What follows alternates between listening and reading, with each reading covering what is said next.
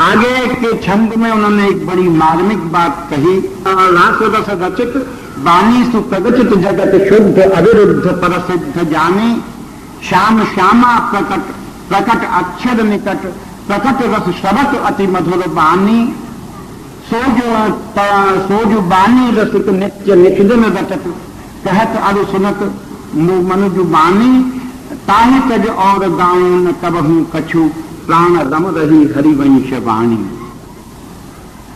ये जो संपूर्ण जो वाणी का प्रकरण है, इस संपूर्ण वाणी के प्रकरण का इस छंद में सेवक जी ने सार निचोड़ प्रकट किया है।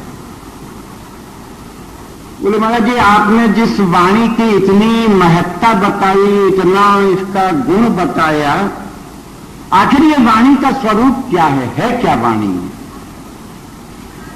तो उन्होंने सेवक जी बोले रास रस रचित वाणी से प्रगटित जगत।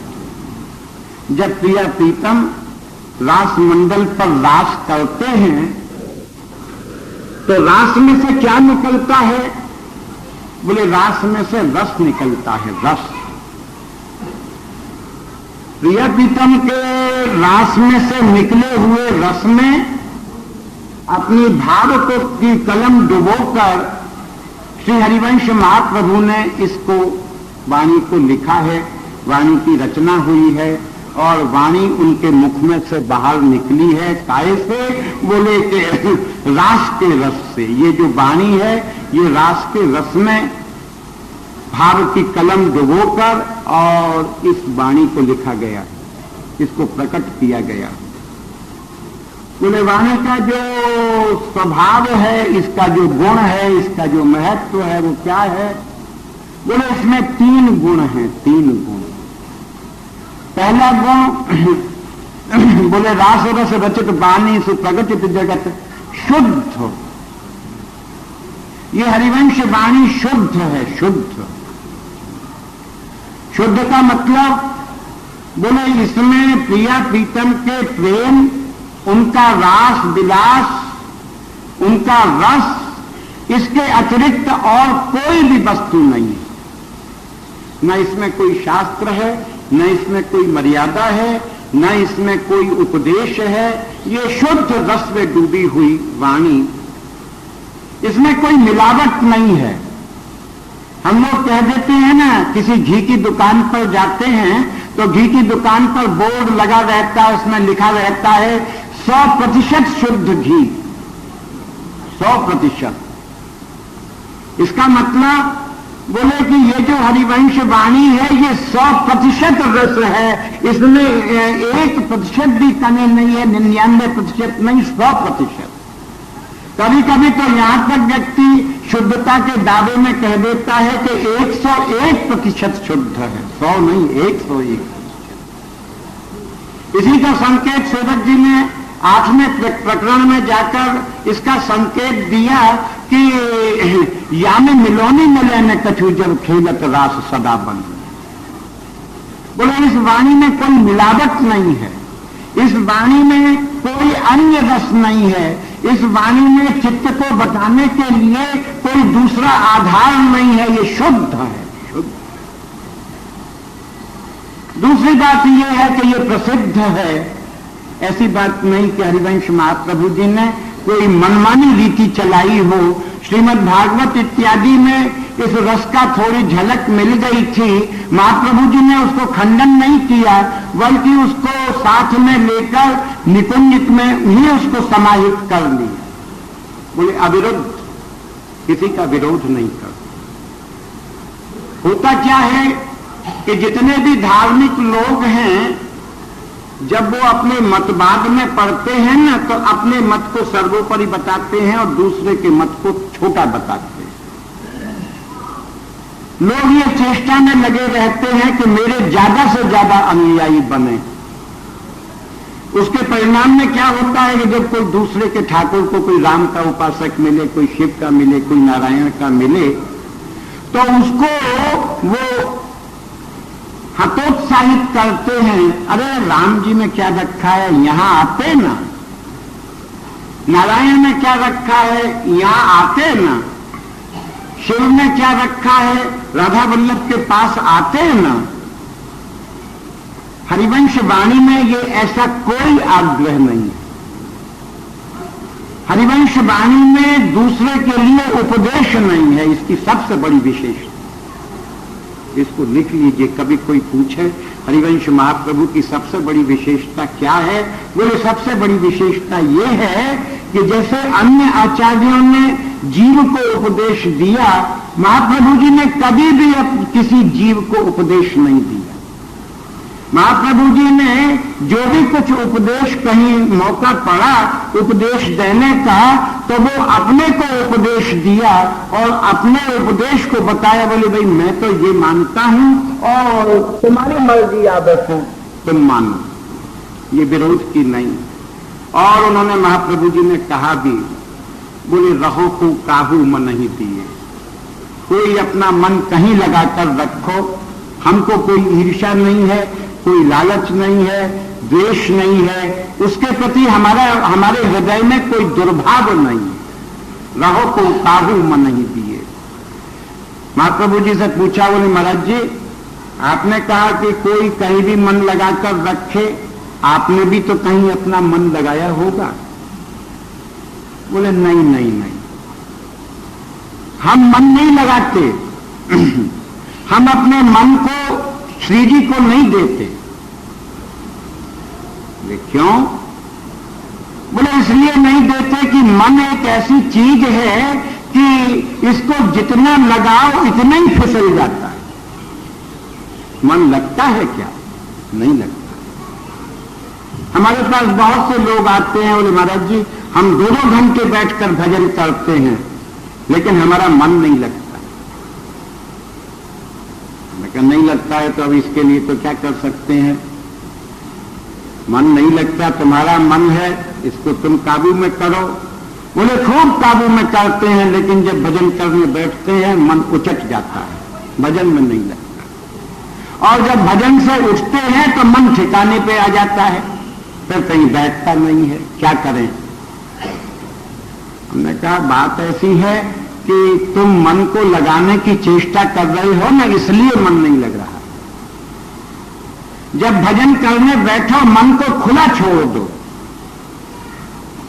देख, मन से कहो कि अब मैं भजन करने बैठूंगा, तेरा यहां मन लगेगा नहीं, तुझको आनंद मिलेगा नहीं इसमें, इसलिए मैं तेरी घंटे 2 घंटे के लिए छुट्टी करता हूं, तुझको जहां जाना हो वहां चला जा। बंबई जा, कलकत्ता जा, इंग्लैंड जा, अमेरिका जा, देश में जा, परदेश में जा, दुश्मन के पास जा, मित्र के पास जा, तेरी जहां मर्जी हो वहां जा, तुझको छुट्टी। मन ने कहा कि अरे हमारी तुमने छुट्टी क्यों कर दी, क्या बात है, हमको यहां क्यों नहीं बैठने देते? बोले इसलिए नहीं बैठने देते कि तेरा यहां, तुझको यहां कोई रस मिलेगा नहीं, यहां बैठ के क्या करेगा, दुखी होगा, इसलिए जा, खुला छोड़। महाप्रभु जी ने मन को खुला छोड़ा। बोले रहो को काहू मन नहीं दिए, कोई अपना मन कहीं भी लगा कर रखे, क्योंकि मन का ऐसा स्वभाव है कि ये कहीं एक स्थान पर टिकता नहीं। ये मन का सहज स्वभाव चंचल है, चंचल। श्री कृष्ण ने अर्जुन से कहा कि अर्जुन मैं ये तुझको जो गीता का उपदेश दे रहा हूं, इसमें तू मन लगाकर सुनना मेरी बात को।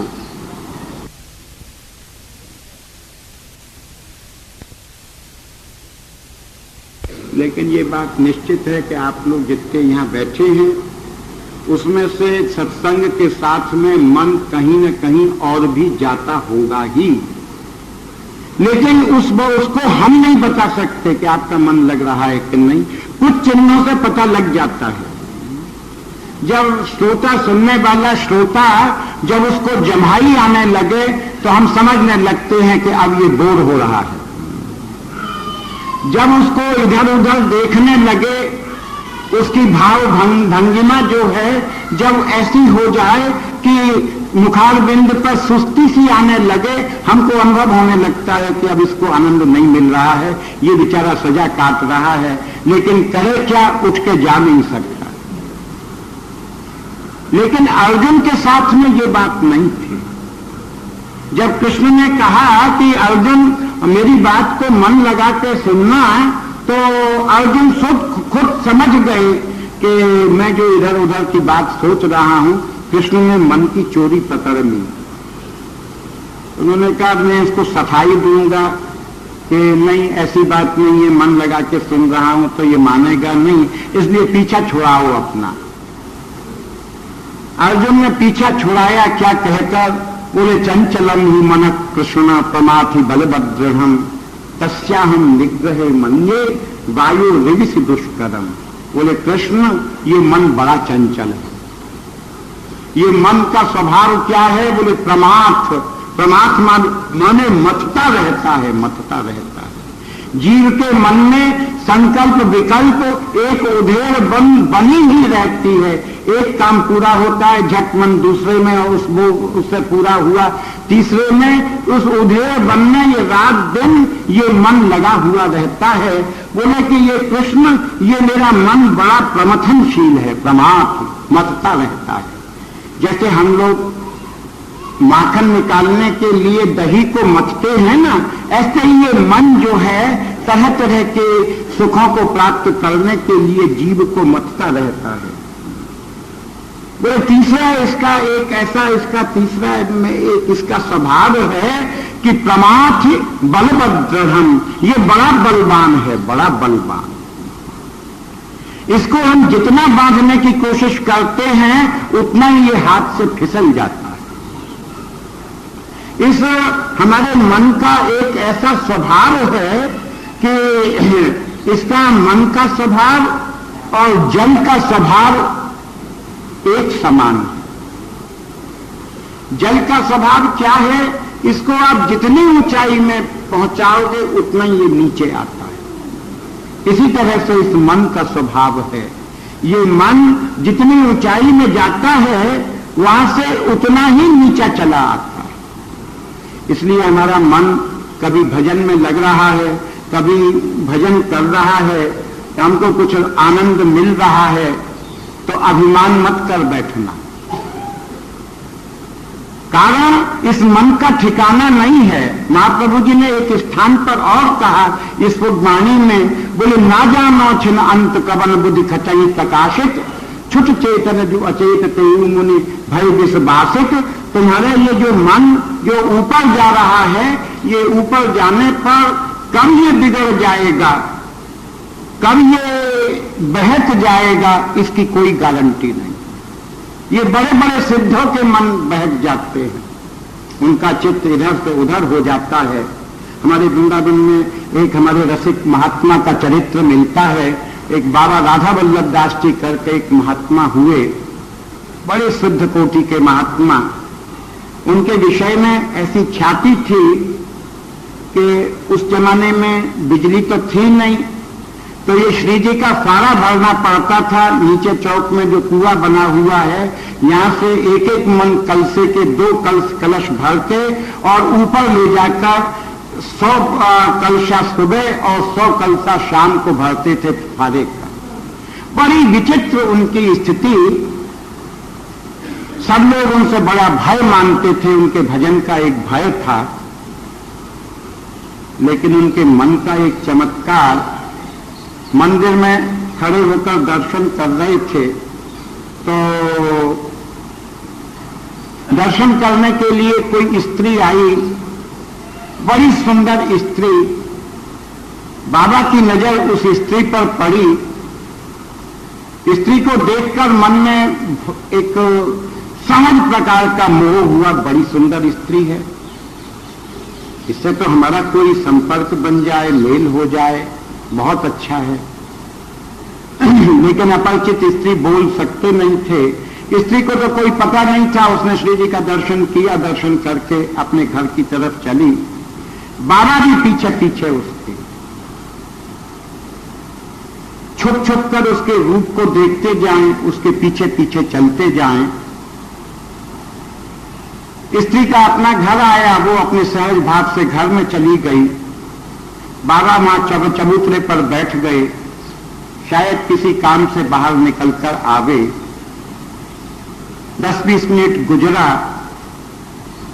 जब वो स्त्री नहीं आई तो अंदर से एक प्रेरणा उठती है, हाय हाय गजब हो गया, मेरा सारा भजन, मेरा सारा वैराग्य, श्री जी की मेरी सारी सेवा, क्या कारण हुआ कि मेरा चित्त इसमें भटक कर और जो श्री जी के रस में डूबा रहता था वो विषय के रस में डूब गया।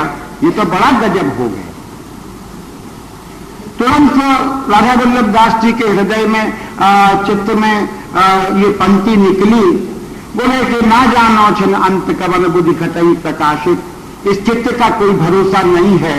आज हमारा जो सात्विक भाव है ये सात्विक भाव बिगड़ सकता है, उससे वहां से लौटे और इतना क्षोभ था कि जो अपनी उनकी जो मूत्रेंद्रिय थी, एक 5 किलो का पत्थर लाए और लाकर उसको दुचन दिया, बोले तेरे कारण आज मेरे वैराग्य पर बट्टा लग जा, मैं जड़ी खत्म किए देता हूं, आगे से कभी मेरा मन भटक नहीं सकता। कहने का तात्पर्य महाप्रभु जी बोले कि मैं किसी को अपना मन नहीं देता। तो बोले फिर आपने क्या दिया महाराज? बोले मेरे प्राणनाथ श्री श्यामा शपथ करो क्षण छीने। मेरे जो प्राणों की नाथ हैं वो नित्य निकुंजेश्वरी रास रासेश्वरी जो श्री प्रिया हैं वो मेरे प्राणों की नाथ हैं। मैंने तो श्री जी को प्राण दे दिया है और प्राण के अधीन तन रहता है, प्राण के अधीन मन रहता है, प्राण के अधीन बुद्धि रहती है। शरीर में से प्राण निकल जाए, मिट्टी का ढेला होकर शरीर पड़ जाए। तो बोले मेरी जो इष्ट हैं, मेरी जो प्राणों की नाथ हैं वो कौन है? बोले श्री प्रिया। इसलिए हरिवंश वाणी जो है ये किसी का विरोध नहीं करती। ये हमारे लिए एक शिक्षा है, सेवक जी ने एक शिक्षा दी। कभी भी अपनी अनन्यता के जोश में आकर किसी दूसरे के धर्म का, दूसरे के इष्ट का कभी भी निरादर आदर मत करना। जो जहां लग रहे हैं उनको आशीर्वाद, उनको मंगल कामना देना, श्री जी तुम्हारी भावना को पूरा करे। सेवक जी बोले कि रास रस रचित बामी सुप्रगटित जगत शुद्ध अविरुद्ध, बोले प्रसिद्ध जानी, ये प्रसिद्ध है। बोले ये जो पहली पंक्ति है ये क्या है? ये समझना चाहिए कि जैसे कोई पुस्तक होती है ना, तो पुस्तक का जो आवरण होता है ये पंक्ति वाणी जी का आवरण है। उस आवरण के भीतर पुस्तक होती है, उस आवरण के भीतर ज्ञान होता है। तो बोले कि वो आवरण इसके अंदर क्या है? तो सेवक जी बोले श्याम श्यामा प्रकट, प्रकट अक्षर निकट, प्रकट रस श्रवत अति मधुर बाण। इसका जो एक एक अक्षर है वाणी जी का, ये एक एक अक्षर ये श्यामा श्याम का प्रकट स्वरूप है, प्रकट स्वरूप। ये किताब नहीं, ये प्रिया प्रीतम का वांग्मय स्वरूप है। जैसे श्रीमद् भागवत को श्री कृष्ण का वांग्मय स्वरूप कहा जाता है, इसी तरह से ये हरिवंश वाणी प्रिया प्रीतम का वांग्मय स्वरूप है। प्रकट अक्षर श्याम श्यामा प्रकट, प्रकट अक्षर निकट। बोले एक एक अक्षर में प्रकट होकर और ये श्यामा श्याम क्या करते हैं कि रस में डुबो डालते। ये वाणी का प्रभाव है। इनको प्रिया प्रीतम का स्वरूप समझना ही पड़ेगा। किताब समझ लें तो किताब ही होती है। इसलिए हमने कल भी कहा, बार बार इस बात को दोहराते हैं, मतलब लोग सुन तो लेते हैं लेकिन पालन में कम लाते हैं। इसको थोड़ा पालन में लाना पड़ेगा, क्योंकि ये भाव का देश है। इसलिए वाणी को जब भी चतुरासी जी को हाथ में लेना तो हाथ धोकर उनको प्रणाम करके ही लेना।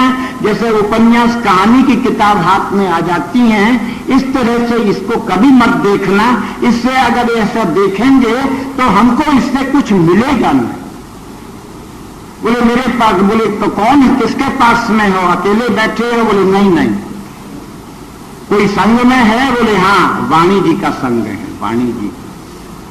अनजान आदमी कहेगा अरे ये तो किताब है। बोले किताब नहीं है, इनमें श्री प्रिया प्रीतम विराज रहे हैं और मैं उनसे खेल रहा हूं, मैं उनसे बोल रहा हूं, मैं बात कर रहा हूं और उनके रस में डूब रहा हूं, भीज रहा हूं। तो बोले श्याम श्यामा प्रकट प्रकट अक्षर निकट, प्रकट रस श्रवत अति मधुर वाणी, सोम वाणी रसिक नित्य निषिदिन रटत।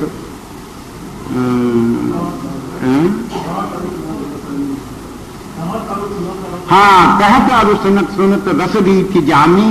बोले ऐसी जो वाणी है ये रसिकों के चित्त को मोहित कर लेती है। ये बार बार वाणी की इतनी महत्ता कर रहे हैं, शायद आपको लगे कि कब ये बंद हो बाबा, कान थक गए। वो अति सर्वत्र वर्जित होता है ना, और सेवक जी अति में चल रहे हैं, तो हम भी ये सोचते हैं कि बार बार इसको दोहराते हो तो लोग ये कहेंगे तो सही कि ये कहां तक इसका कोई छोर है कि नहीं। बोले कहीं छोर नहीं है, इसकी कहीं सीमा नहीं है, ये सेवक जी के भाव का अतिरेक है। और इसलिए कहना पड़ रहा है, हम भी जानते हैं 2-2 घंटे आप बैठते हैं, 3-3 घंटे बैठते हैं, थक जाते हैं, आपके चेहरे बताने लगते हैं कि अब थक रहे हैं। लेकिन ये महेंद्र भाई ने ऐसे उसमें फांस दिया है सेवक वाणी जी में कि चाहे थकें या कुछ भी करें, लेकिन सफर तो पूरी करनी ही पड़े। बोले कि ये जो वाणी है ये रसिकों को विमोहित करती है। फिर प्रश्न आवेगा कि बाबा विमोहित हो गए, अब क्या करें? बोले विमोहित हो गए तो इसमें डूब जाओ। एक वृंदावन में महात्मा थे, उनके पास कोई व्यक्ति आया और उसने आकर कहा कि महाराज जी मैं श्री कृष्ण का दर्शन करना चाहता हूं। बोले अच्छा करा देंगे। बोले कराइए महाराज, कैसे कृष्ण दर्शन हो? उन्होंने कहा कि ऐसा है कि श्री कृष्ण नाम लेकर एक ऐसी पगली छलांग लगा दो नाम में कि कृष्ण अपने आप प्रकट हो जाए। ये पगली छलांग का, ये वाणी में छलांग लगानी पड़ेगी, वाणी में गोता लगाना पड़ेगा, वाणी में ऐसा गोता लगाना पड़ेगा। किसी ने कहा कि महाराज हम वाणी जी का पाठ करते हैं, रोज करते हैं। बोले फिर? बोले पाठ करने के बाद उसको विराजमान कर देते हैं। बोले तुमको कुछ मिलता है, भाव परिवर्तन होता है? बोले नहीं, भाव परिवर्तन नहीं हुआ। भाव एक अलग वस्तु है जिसमें हमारे हृदय का जब अंतर का भाव आता है ना, भाव कहने से काम नहीं चलेगा। अंतर का जब भाव जगता है तो श्री जी के प्रति हमारी निकटता और उनका सुख दुख हमारे सामने रहता है। आज आपके यहाँ अन्नकूट का उत्सव हुआ, अन्नकूट का आपने दर्शन किया, लेकिन बुरा न मानना, इसमें भाव का बड़ा विरोध हुआ। यहां घोषणा की गई कि 2 बजे से 4 बजे तक दर्शन होगा। श्री जी बैठे हुए बेचारे 5 बजे के उठे हुए हमारे इस अन्नकूट को लेने के लिए। चलो 2 बजे हुआ वो तो खैर कोई बात नहीं है, हमारे यहां भी होता है, लेकिन ऐसा नहीं होता कि जितने भक्त हैं वो तो बैठकर पहले भोजन करी आए और ठाकुर इंतजार कर रहा है कि अन्नकूट का पकवान आवे और मैं पाऊं। हमने जब ये दृश्य देखा यहां, हमारा हृदय कांप गया। जो लाड़ लड़ाने वाले हैं वो तो पहले भोजन कर रहे हैं और ठाकुर भूखा बैठा हुआ इंतजार कर रहा है मेरे भक्त भोजन करते आमे, घंटे आध घंटे की मीठी नींद लेकर आमे, तब आकर मुझसे कहें कि बाबा अब महाराज तुम पाओ, और तब मैं जाकर 4:30 बजे सोऊं। ये जो उपासना है, ये उपासना क्या है? ये जो भावना है, ये भावना क्या है? ये मात्र दिखाव है, मात्र दिखाव है। हमारे हृदय में भाव नहीं है। हमारे हृदय में श्री जी के प्रति ये नहीं कि इतना सुकुमार स्वरूप, जबकि एक चिड़िया भी घोंसले में बैठी होती है और ठाकुर हमारा यहां पड़ा हुआ है, बैठा हुआ है, इंतजार कर रहा है हमारे पास हमको कोई खिलाने वाला आवे। पुजारी इंतजार कर रहा है कि मैं तुम्हें खिलाऊं तो सही, सामग्री तो रखी है, लेकिन अभी तुमको पवावे ऑर्डर नहीं है। ये क्या है? ये राधा वल्लभी उपासना नहीं है। अगर ये बुरी लगे क्षमा, भली लगे तो वस्तु को सुधारने की चेष्टा करो। ये लाड़ की उपासना है, ये अपने सर्वस्व लुटाने की उपासना है। इसमें श्री जी का सुख देखना पड़ेगा, श्री जी का। अगर हम भजन करते हैं, हमारा ये दावा है कि हम हित धर्मी हैं, हमारा ये दावा है कि हम धर्म को जानते हैं, तो हमको ये मानना नहीं पड़ेगा कि धर्म का स्वरूप क्या है। ये धर्म बड़ा कोमल है। हमने आपको सुबह बताया कि जहां लाल जी की दृष्टि प्रिया के चरण में पड़कर उनके अंदर लचक पैदा कर सकती है, वहां हमारी जरा सी भी असावधानी इनको कितने कष्ट में डाल सकती है। ये बात कब बनेगी? ये बात तब बनेगी जब श्री जी का हृदय और उपासक का हृदय एक हो जाए। उसके बाद फिर ये वस्तु जा नहीं सकती। जब हृदय एक हो जाएगा तो उसका परिणाम ये होगा कि ठाकुर हमसे मांगने आने लगेगा। थोड़ा विचार करना पड़ेगा। हम ठाकुर को उठा दें और उसको 8-8 घंटे तक खड़ा रखें। उसके 8-8 घंटे तक खड़ा रखने में ये देखिए कितनी भाव की बात है। हमको इसका एक संस्मरण मिलता है कि हमने जब वृंदावन में सत्संग करना शुरू में प्रारंभ किया तो एक बार रास का प्रसंग चल रहा था। रास के प्रसंग चलने में श्री रूपलाल जी महाराज का एक पद था। एक महात्मा ने बताया कि लाला कल तुम इस पद की चर्चा करना सत्संग में। हमने वो पद की चर्चा की। जब चर्चा की, कुछ हमारा दोष भी है कि जब एक बात कोई मन में आती है तो चित्त को बहका के ले जाती है, तो पहली लाइन में ही 1 घंटा पूरा हो गया। वो पद था, आज नचो नवल लाल साज साज झिन्ना। श्री रूपलाल जी महाराज का पद है रास का। तो बोले आज नचो नवल लाल साज साज झिन्ना। हमने रास मंडल पर लाल जी को खड़ा कर दिया, सखियों को खड़ा कर दिया, सब साज बाज बजने लगे, लेकिन समय हो गया तो वो लाल जी वो पद पूरा नहीं कर पाए। रात्रि को जाके बाबा के पास बैठे, बोले कहो बाबा, कहो लाला कैसा रहा पद? लोगों को ये लगा। हमने बाबा पद तो कल होगा, आज तो हम लाल जी को खड़ा करके आ गए हैं रास मंडल पर, अब कल जब जाएंगे तब नचाएंगे। और बाबा हमसे कहता है कि अच्छा लाल जी खड़ा करिए आए। हमने हाँ। तो बोले ये तो अब खड़े ही रहेंगे। हम यहां खड़े रहेंगे। हम तो बात समझे नहीं मर्म का। रात भर खड़े रहेंगे। हमने यहां रात भर ही खड़े रहेंगे। दिन भर खड़े रहेंगे। हमने यहां दिन भर खड़े रहेंगे। जब तुम जाओगे कल तो ठाकुर को जाके फिर नचाओगे। आखिर हरिवंश महाप्रभु जी के वंशज हो ना, तुम्हें सब कुछ अधिकार है। तुम ठाकुर को खड़ा कर दो, तुम बैठा दो, तुम तो बड़े भक्त हो ना।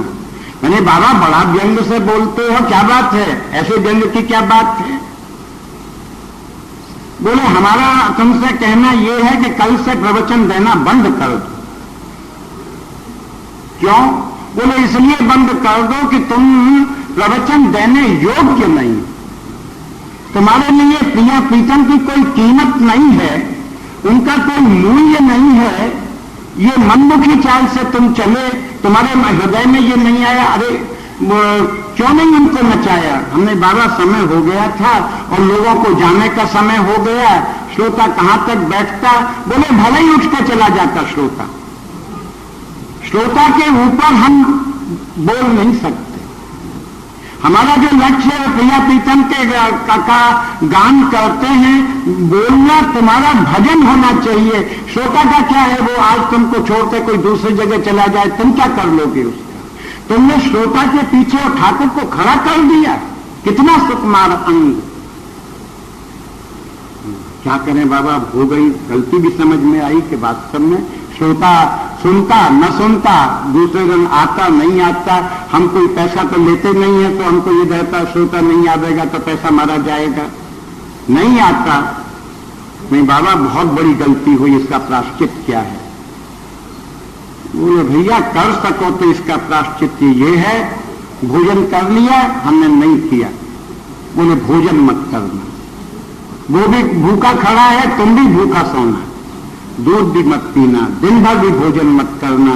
जब शाम को सत्संग करके वो लीला उसकी हो जाए तब तुम भोजन ग्रहण करना, ये इसका प्रायश्चित है। गांठ मारना। आज हमारे द्वारा ये अपराध कभी नहीं हो सकता कि प्रिया प्रीतम कहीं उनका कोई सोने का वो ये बैठने का, उनकी जो लीला है उसको उनके सिंहासन पर विराजमान करके तब वो अपनी बात को खत्म करना, क्योंकि ये लाड़ की उपासना है। अगर श्री जी के सुख में हमारा सुख नहीं जुड़ा, उनका सुख भिन्न है और हमारा सुख भिन्न है, तो ये कसर है।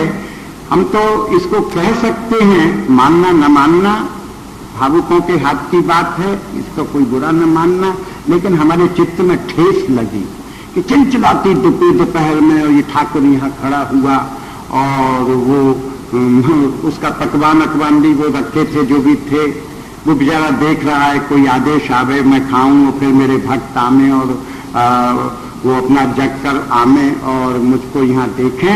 इससे चित्त को बड़ी पीड़ा हुई, ठेस पहुंची। वो हमने अपनी पीड़ा का निवेदन किया है। आप लोग वैष्णव हैं, आप लोग धर्मी हैं और सिद्धांत को बताना ये हमारा धर्म है। आप लोगों के भय से कि ये नाराज हो जाएगा, उस नाराजी के भय से सिद्धांत न कहें तो फिर हम अपने कर्तव्य के ऊपर टिक नहीं सकते। इसलिए सेवा में पूरी सावधानी। सेवा ये नहीं है कि हमने बंगला बनाया, हमने उनको तरह तरह की ऐसे लोगों को दिखाने के लिए, वो तो एक नुमाइश हो जाएगी। सेवा हमने पहले भी कहा, आज भी कहते हैं कि जब भी उत्सव हम करें तो जो उत्सव है उस उत्सव के अनुरूप उसके उस उत्सव की भूमिका के अनुरूप जो भोग है, विशेष भोग का प्रबंध करना ही पड़ेगा। और अगर हम नहीं करते तो ये श्री जी का अपराध करते हैं और हम ये समझते हैं कि ये श्री जी नहीं है, ये केवल गुड्डा गुड़िया हैं। इनको जैसे जैसे बच्चे लोग होते हैं ना, गुड्डे गुड़ियों का श्रृंगार करके बैठा देते हैं, ये हमारे लिए गुड्डे गुड़िया हैं। हम अगर इनको भोग नहीं लगा सकते, इनका राग नहीं कर सकते, तो श्री जी को हमारे इस उत्सव से कोई सुख मिलने वाला नहीं। ये जो उत्सव करते हैं ये किस लिए करते हैं? ये उत्सव हम अपने सुख के लिए नहीं करते, उत्सव करते हैं श्री जी के सुख के लिए। ये हमारे यहाँ लोग बाग आते हैं और लाखों रुपया बंगले में खर्च कर जाते हैं। एक व्यक्ति आया, उसने बिहारी जी में बंगला बनाया, उसमें 6 लाख रुपया लगा। सारे वृंदावन में चर्चा हो गई, कह रहे 6 लाख रुपया फूंक दिया, फूलों में फूंक दिया। लोगों ने उससे कहा कि आपको श्री जी ने शक्ति दी, तुमने 6 लाख रुपया उसमें लगा दिया बंगले में। तो बोले भाई रुपया लगा, मेरा लगा, आपसे तो मैंने चंदा किया नहीं, मैं 6 लाख लगाऊं 60 लाख लगाऊं, इससे तुम्हारा क्या मतलब? बोले ये अपने अपने शौक की बात होती है। एक फिल्म के निर्माता ने एक फिल्म बनाई मुगले आजम। उस समय तत्कालीन कीमत में उसने करीब 1.5 करोड़ रुपए का एक शीश महल बनाया था। और शीश महल किसके लिए बनाया? नाशवान स्त्री पुरुषों को नचाने के लिए एक शीश महल बनाया। तो बोले जब सुख के लिए कोई 2 करोड़ का शीश महल बना सकता है, मैं अगर अपने बिहारी जी के लिए 6 लाख रुपए का बंगला बना दूं और उससे सुख लूं, तुम्हारे पेट में क्या दर्द होता है? मेरी रुचि है, मेरा शौक है, और मैं चाहता हूं, मुझे इस मंदिर में जगह नहीं है, अगर मेरा बस चले तो मैं सारे वृंदावन को फूलों से ढक डालूं, मेरा उल्लास है। कारण बोले ये बिहारी जी की नगरी है। बोले तुमने बंगला बनाया? बोले कि भोग? बोले हाँ, भोग भी लगाया, 56 भोग। 56 भोग मेरे बिहारी जी मेरे बंगले में बैठकर और 56 भोग आरोगे और उनके भक्तों को वो प्रसाद लुटे, तब मेरे चित्त में शांति आ गई। ये रसिक की भावना है, ये प्रेमी की भावना है। तो खैर, जैसा भी अब लोग के हिसाब से जो चल रहा है, इतना ही चल रहा है, ये भी बहुत है। लेकिन जब कर रहे हैं तो उसको उसी स्वरूप में करें, तो इससे कुछ और लाभ मिलेगा, इससे कुछ और आनंद मिलेगा, इससे श्री जी के मुखार बिंद पर तामित बढ़ेगी।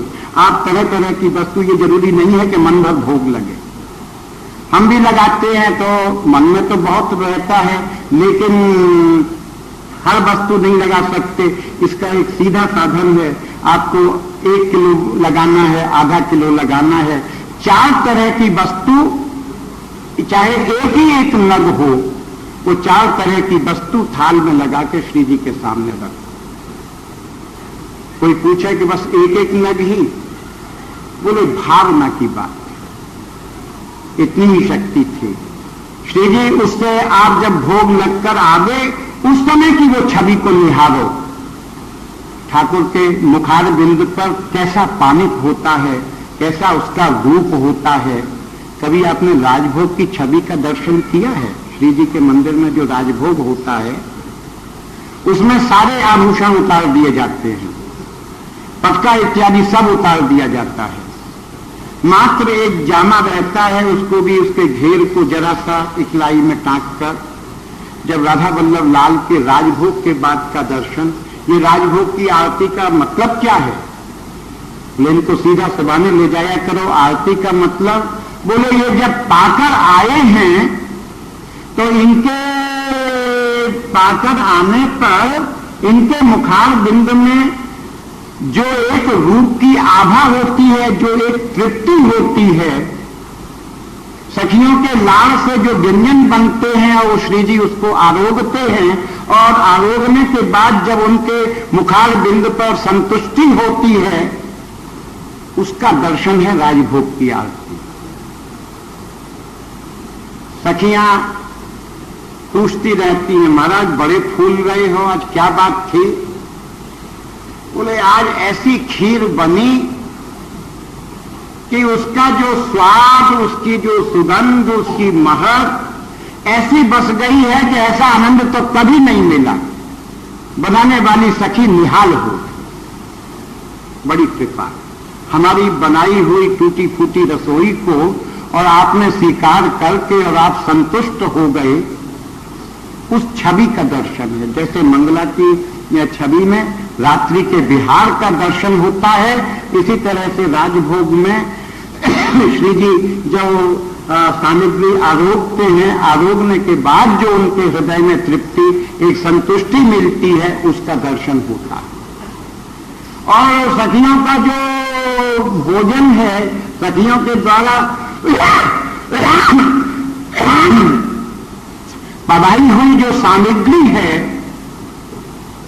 वो उनके श्री जी को जो तृप्ति देती है, उस तृप्ति से उनको जो फूलन होती है, सखियों का पेट उसी से भर जाता है। श्री जी कहते हैं ले कुछ प्रसाद ले जा। बोले महाराज हमने तो आपके मुखार बिंद कंठ में से डकार निकली ना तृप्ति की, हमारा तो पेट भर गया। डकार तुम्हारी निकली, पेट हमारा भरा। कारण बोले आप तृप्त हो गए तो हम तृप्त हो गए। जो दूसरे को तृप्त देखकर जो तृप्त हो जाए, वो उदार होता है, उदार। हमारे यहाँ एक बाबा थे, बहरे बाबा करके उनका नाम था। उनको पवाने का बड़ा शौक था, तरह तरह का भोग लगाना और उनको श्री जी को भोग लगाकर और उसकी पंगत भंडारा करना, प्रसाद को बचाना, कंजूसी करना बांटने में, ये ठीक नहीं। प्रसाद बांटने में उदारता होनी चाहिए। हम प्रसाद नहीं बांट रहे, हम श्री जी की कृपा को बांट रहे। प्रसाद क्या है? श्री जी की कृपा का फल है, प्रकट फल है प्रसाद। जिसको प्रसाद मिल गया उसको श्री जी मिल गए। जो प्रसाद जिसने पाया वो कोई पकवान का स्वाद नहीं है, इसका आध्यात्मिक महत्व है। जैसे दवाई खाने पर हमारे शरीर का रोग जाता है, ऐसे श्री जी का प्रसाद पाने से हमारे हृदय का रोग जाता है। ये श्री जी का प्रसाद हमारे हृदय को शुद्ध करता है, शुद्ध। इसीलिए बांटने की परंपरा है। और प्रसाद से ही जीव श्री जी से जुड़ता है, चाहे लोभ के कारण आवे। हमारा इनका बच्चा है, हम जब श्रृंगार आरती कराते हैं, कटोरा सुना और उसने हल्ला मचाया, चलो। कहाँ? बोले आरती हो रही है, चलो। वो आरती से तो उसका जो भी कोई संबंध होगा तो होगा, आरती होकर छींटा लगा नहीं, और उसने हल्ला मचाया कि लड्डू लाओ, लड्डू लाओ, लड्डू लाओ। कुछ कहते भी हैं लोग कि ऊपर लड्डू देते हैं, नहीं लेता है, यहां लेता है। हमने जो ये ठाकुर बुला के दे रहा है ये लड्डू, इसको सेवक बना देगा, हृदय प्रसन्न हो जाता है। तो कहने का तात्पर्य ये है कि ये राधा वल्लभी संप्रदाय की जो रसिक उपासना है, ये बड़ी कोमल उपासना है। एक महात्मा ने स्पष्ट घोषणा कर दी, बोले कि इस मार्ग में कैसे चलें? तो वो बोले कि गुरु उपासना मंत्र जप चित्त भावना लीन, बातन कारज ना सब है ए विधि पहुंच प्रवीण। बोले गुरु की उपासना करो, मंत्र का जाप करो, चित्त को भावना में लीन करो। ये तीन कार्य करोगे तब श्री जी तक पहुंचोगे। केवल बात बनाने से कि मैं रसिक हूं, मैं बहुत बड़ा ज्ञानी हूं, मैं बहुत बड़ा भक्त हूं, मैं बहुत बड़ा पाठ करता हूं, मैंने 10,000 पाठ किए, मैंने इतने लाख नाम लिए। बोले पहले ये तो सब तूने किया सो किया, लेकिन एक बात बता कि तेरा चित्त भावना में लीन हुआ कि नहीं? बोले भाई भावना में लीन हुआ कि नहीं हुआ ये तो मुझे पता नहीं है, लेकिन किया तो मैंने सब है। बोले यहां ये मंजिल बड़ी दूर है, बड़ी दूर। जो स्वरूप नारद शिव ब्रह्मा नारायण तक के लिए जो दुर्लभ है, वो हमारे जैसे पंचभूत के प्राणी जो रात दिन विषय में डूबे हुए, अपने अंजन मंजन में लगे हुए प्राणी, इनके हृदय में से ये जो श्री प्रिया प्रीतम की हम उपासना कर रहे हैं या दावा कर रहे हैं या इसका एक भ्रम पाल रखा है, ये कैसे संभव होगा? इसका साधन क्या है? बोले इसका साधन है भाव। आप लोगों ने कल खिचड़ी का उत्सव किया, उसमें श्री रूपलाल जी महाराज का एक पद बोला जाता है समाज में। श्री रूपलाल जी महाराज ने कहा कि भैया उपासना करो वो अलग बात है, उपासना से पहले जिसकी हम उपासना कर रहे हैं उस उपास्य के स्वरूप पर विचार करना। तो उन्होंने बड़ी मार्मिक बात कही, प्रथम ही भावुक भाव विचार। ये तो हमको अनुभव करना पड़ेगा कि हम किस देश के रहने वाले हैं। हम लोग रस देश के रहने वाले हैं, हम लोग प्रेम देश के रहने वाले हैं, और हमको यहां पर प्रेम के भाव को समझना पड़ेगा और उस भाव के अनुसार सेवा करनी पड़ेगी। होता नहीं, कारण कि शुद्ध प्रेमी नहीं बने। शुद्ध प्रेमी बनेंगे तो निश्चित रूप से अपने आप होने लगेगा। तो यही जो श्री जी के प्रति जो भाव है, यही भाव श्री हरिवंश वाणी के प्रति रसिक जन रखते हैं, और रसिक जन रखकर और उस रस में गोता लगाते हैं। हम लोग वाणी का पाठ करते हैं और मुखे से उठकर चले जाते हैं। रस के सेवन करने की कितनी विधि। पहली विधि, कोई यमुना जी का स्नान करने जाता है तो ये कहां जा रहे हो? बोले यमुना जी। स्नान करोगे? बोले नहीं। तो क्या करोगे यमुना जी जाके? बोले बस ऐसे ही जा रहे हैं, यमुना जी का दर्शन करेंगे, उनको प्रणाम करेंगे और आचमन कर लेंगे। आचमन करके और थोड़ा सा एक अंजलि में जल लेकर उसको अपने शरीर पर डाल लेंगे। इसका मतलब है स्नान हो गए। रस के सेवन की एक विधि है अंजलि से लेकर आचमन करना। दूसरी विधि है कपड़े उतारे, यमुना जी के अंदर प्रवेश किया। तो जिन लोगों का तैरना नहीं आता वो क्या करते हैं, अपने संग में एक लोटा ले जाते हैं, लोटे से स्नान करते हैं। 10 लोटा, 20 लोटा, 50 लोटा, जितना शरीर ने सहन किया उतना स्नान किया, लौट कर आए, कपड़े पहने, घर लौट किया। क्या किया? बोले रस का सेवन करिए। क्या स्नान किया? बोले हाँ स्नान किया, खूब किया। यमुना जी में पानी की कोई कमी नहीं, 50 लोटा डाल दिए होंगे। ये स्नान करने की, रस के सेवन की दूसरी विधि।